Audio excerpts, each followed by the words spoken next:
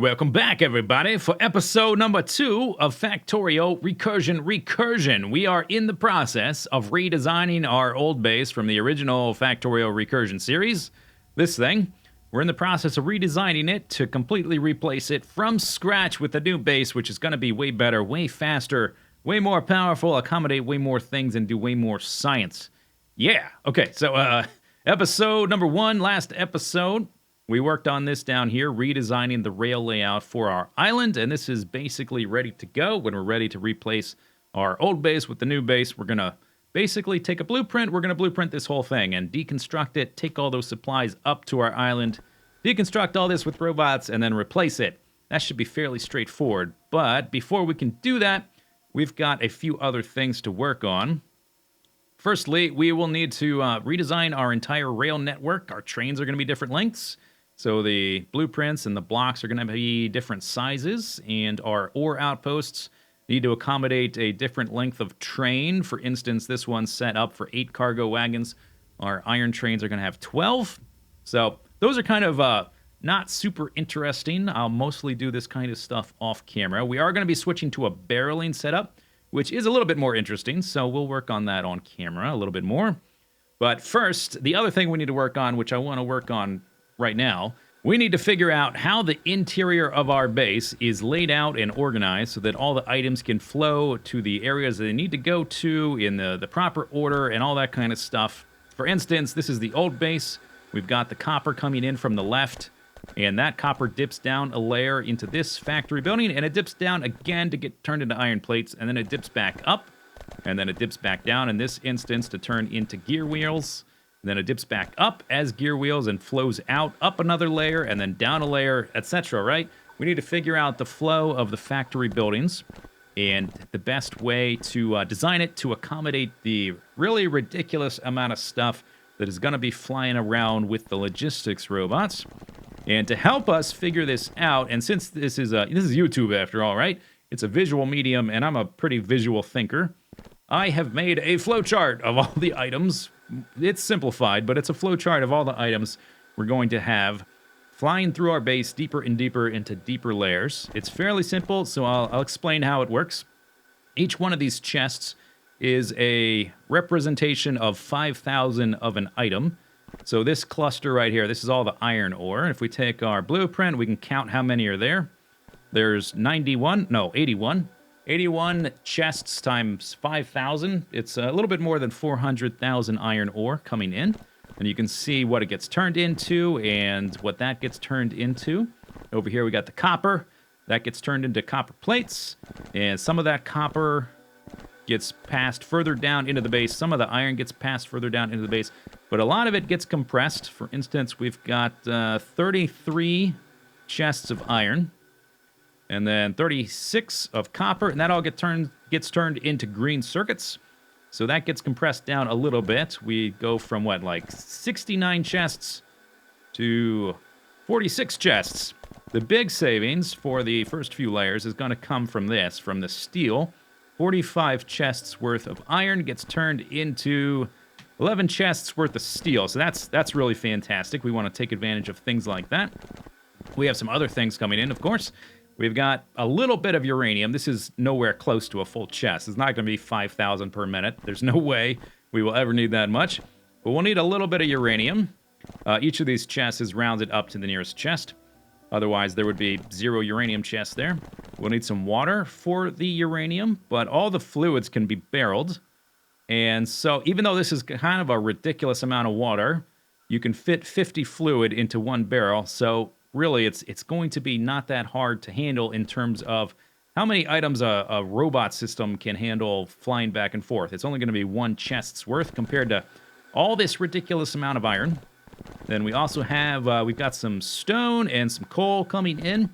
And we've got a stupid amount of oil and water coming in to make all of our petroleum-based products. But again, since we're barreling that stuff, it gets compressed down quite a bit because it's 50 of a fluid for 1 barrel. So in terms of the scale of the system, the big concerns is going to be up here, right? For the first few layers until that gets compressed down a bit. And the water, and the oil gets turned into heavy oil that gets turned into petroleum. No, this is lubricant. And then the leftover gets cracked into light oil. Light oil gets turned into solid fuel and then into rocket fuel to make space science. The leftover light oil gets cracked into petroleum gas. The petroleum gas makes sulfuric acid, and it also gets combined with 100% of this coal to make this plastic. So, what's all this mean? This means we've got a ton of stuff flying around, particularly the first few levels, and we need to figure out what is the most efficient manner to lay out our base to take advantage of these numbers. And so we kind of need to think about three things. I think there's three variables to think of. This is my first draft, first idea for the layout. We need to think about how many roboports can we fit on a given level. The more roboports, the better. The more roboports means more robots recharging. Then we need to think about the travel time for the robots. So a robot, a logistics robot, it can travel about 200 meters, which is, each of these little blocks is 1 meter. So this is like 4 meters on a side. They can travel about 200 meters before they need to go recharge. So a typical distance that a robot would have to travel is, maybe the best you could manage would be 10 blocks or less in our existing base. For instance, when the robots get unloaded off the trains, the very shortest distance they have to travel is about 10 blocks one direction and 10 blocks in the other. So a round trip of 20. If they can travel 200 before they need to go charge, they can do about 10 trips and then charge. But we have something really interesting here with these factory levels, in that we can put our requester chests and our passive provider chests really close together. So if the iron comes in, for instance, here on this guy, this requester chest, we run in here, it gets instantly teleported to this guy, a passive provider chest, and then we want to send it deeper down into the factory to get smelted into that other stuff. And we can actually put this 1 block closer if we wanted. We can take that that shortest possible travel time, a round trip of 20 blocks, we can collapse it down to 2 blocks. So instead of our robots doing 10 trips before recharging, they can do about 100 trips and then go charge. So that is a ridiculous increase. We want these 2 chests to be as close together as possible. And we want to limit the amount of items, the third thing, the amount of items we want to limit on any one factory floor. So this is my first draft at a layout. We've got the iron ore coming in, and then it dips down, and then it dips back up to flow into this middle guy. And then the copper ore comes in here, and then comes back out to go into this middle guy. And we can actually look and see how many chests does that represent. So let's just add it up. We've got 81 plus 42, so 123. Then all these plates are going back up. So that is an extra 50, 173. Okay, autosave. And then these guys, right? 173. It's about 200 chests that is going on, flowing around, flying back and forth with the robots on that first level. Now the question is, can we reduce that number? And I think we can, and in doing so, I think we can also reduce the amount of factory buildings, which will increase the amount of roboports. So we can kill 2 birds with 1 stone. So let's grab another one of these guys, and let's make a different layout. So for this one, we are going to have our iron coming in kind of like here, okay, on the bottom left. And so the passive provider is going to be right there. And then the requester chest for the next level is going to be right there. That is the shortest possible distance. And then our copper, we're going to put like this. Bam! Okay, so copper's going to come in here through the bottom, passive provider like that, something like this. And will I be able to walk out here? I think so. Okay, and then the this guy's going to be right there. So shortest possible distance. They're going to be flowing into here. And then the copper is either going to be flowing into this guy, or the iron stuff's going to be flowing into this guy, whichever represents the fewest possible chests. So it's either going to be like this or the other way around. Let's just put down a roboport so these things stop flashing at me. There, okay. And then We're only going to have 3 factory buildings on this level, so all of our coal, all of our stone, all of our oil, and all of our nuclear stuff will go in this third guy. So now, with this different layout, we've gone from 5 different factory buildings to only 3, which means way more roboports. That's a difference of like 30-some roboports we just added. That seems pretty good. And I think we've also reduced the amount of chests worth of stuff from this flowchart. So instead of having 200, we just got rid of... We either got rid of this one or the copper one, whichever one is bigger. Next thing to figure out is, how is the smelting going to be laid out? How many levels deep do we have to go to fit in all the furnaces we're going to need? Because smelting up this amount of ore is going to require a truly staggering amount of furnaces. So we've got 2 possible layouts for our furnaces that we could go with. One way to go is like this, where each furnace is surrounded by 12 beacons. This is the fastest you can get for furnace design, and it would produce fewer furnaces total for our base, which would end up in less total lag. I know a lot of mega bases like to use a setup like this because it reduces the total lag. The fewer furnaces, the better, but it's not very space efficient, and that might be a pretty big concern with our needs of going deeper and deeper into different layers and then coming back out. The other way to go is like this, which is maybe a little bit more typical, where you've got a string of furnaces and each one is hit by 8 beacons. They're not as fast, so not as optimal for overall lag, but maybe for our system, this might be better. Really, the deciding factor is how well are these guys going to fit into a factory, and also how well will we be able to work in roboports, which is also a big concern. So, total number of furnaces, how many roboports can we fit? We might need to do something like this and then put in roboports along the side. So if we went with this particular layout, which holds how many furnaces? 30 furnaces per level. It's hard to fit in more. We would need 35 of these things, however many levels deep that would make that work. If we went with this layout, which holds almost double, 91, we would need 28. And I think just because it feels more organized for the shape we are given, and we need fewer total of the factory levels, I think we're going to go with this one for now. In the future, like way off in the future, we may have to revisit this idea if lag becomes a huge problem. But for now, let's go with this guy. So we're going to need 28 of these suckers spread out into different factory levels. Is my... Ooh, okay, this may be too much stuff. It is. All right, let's go try to find a chest. Where do I have a chest? I got a chest over here. Oh, it's gotten quite full. Let's put that stuff in there. Did you all jump inside me? Okay, this is the problem. Do I have another chest? I think there's one right here, actually. Oh, there is. That's right. Okay, let's put some of those beacons in there. Okay, so 28 total smelting factory building Mark 3s. So these guys are going to be in here somewhere. So if we went by this kind of idea where we had 3 total factory buildings on this level for 1 million items flying around, this level is going to have not quite that much. So let's say we could fit 4 buildings. I don't know how they're going to be laid out. Let's just say we're going to try to fit 4.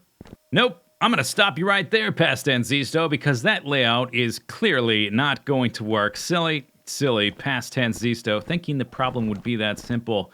Future tense Zisteau is here to tell you it's a little bit more complicated, because not only do we have to have a short travel time going down into the deeper layers of our factory, we've got to have a short as possible travel time coming out, because eventually all the stuff going down into the system has to come back out, and it has to go into this factory building to combine with the other items to make the more complicated items. So we can't really have this instant transmission like travel time going in and going out, because the only way to do that is to have one factory building here in the corner, and then you're not multiplying your floor space per level. And what's even the point of using the mod, right? You need at least 2 factory buildings per floor to take advantage of what the mod is offering. And so that's what I've found is the best idea, is to have 2 of these guys on each floor and try to put them as close to the corner as possible, so we can have a very short travel time to the left and then a longer travel time coming from here down to here to travel out. This guy has about a medium travel time. And whenever we are compressing items, I try to take that into account.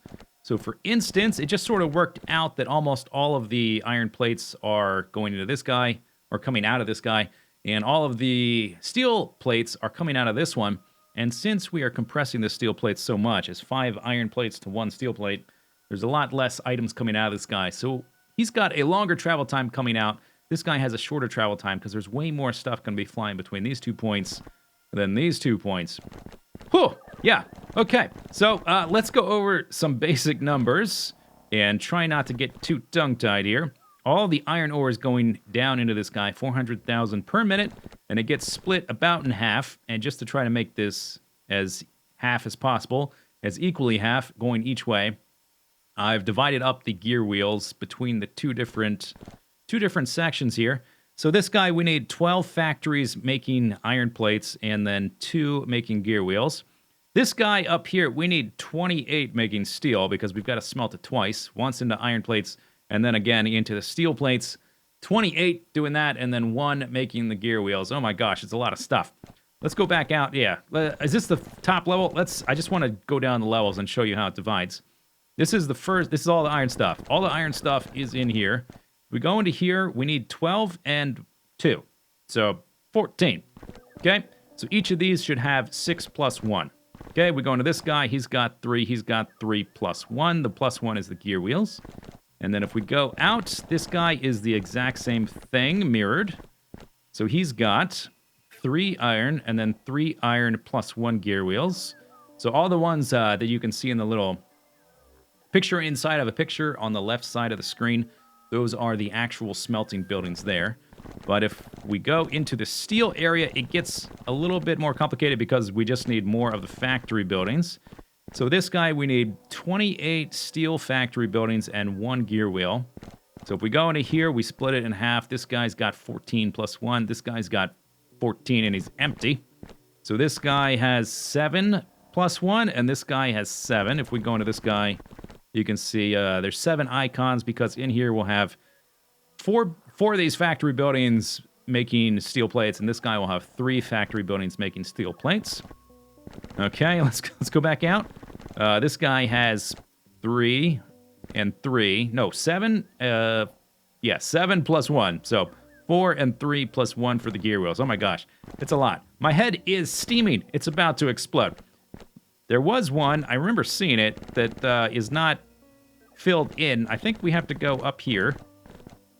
Yeah, this guy. Okay, so we need to replicate... we need to replicate what's in this guy in here. And I do have a blueprint for that. All right, where is it? Here we go. Whew. Okay, let's put it down. Bam. Robots.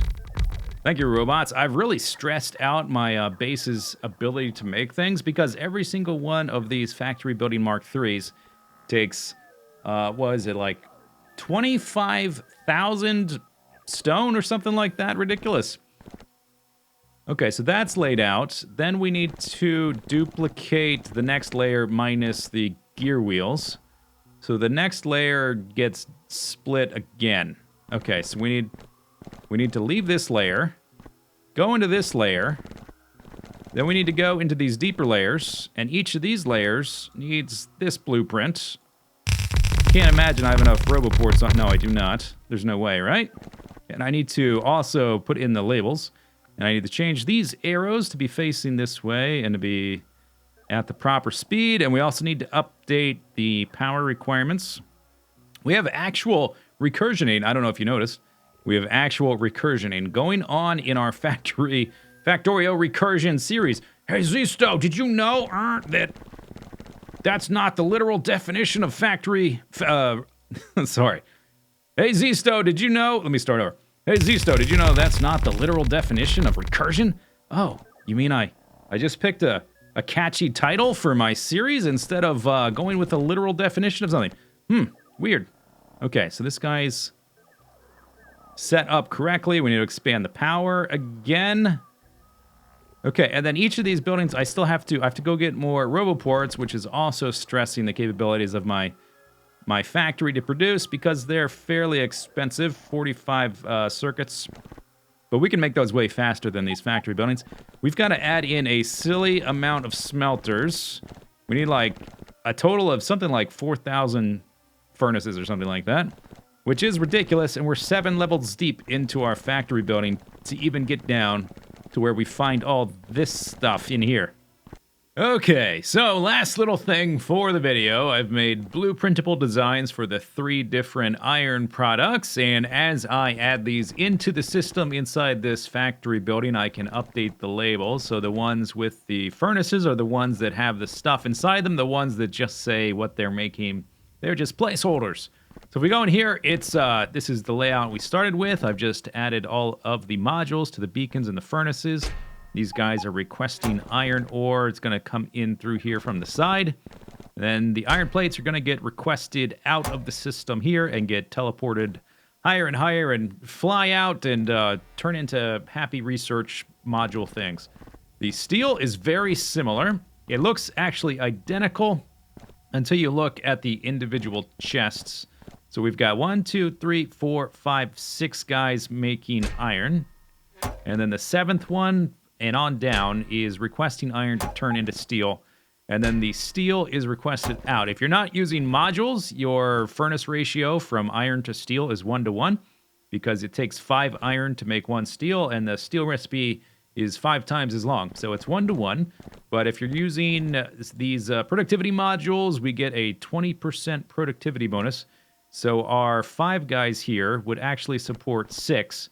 But we have a row of 13 furnaces, so it's not quite exact, but it's close enough. We're going to have 6 iron furnaces supporting 7 steel furnaces, and then all that stuff is going to get requested out of the system like that.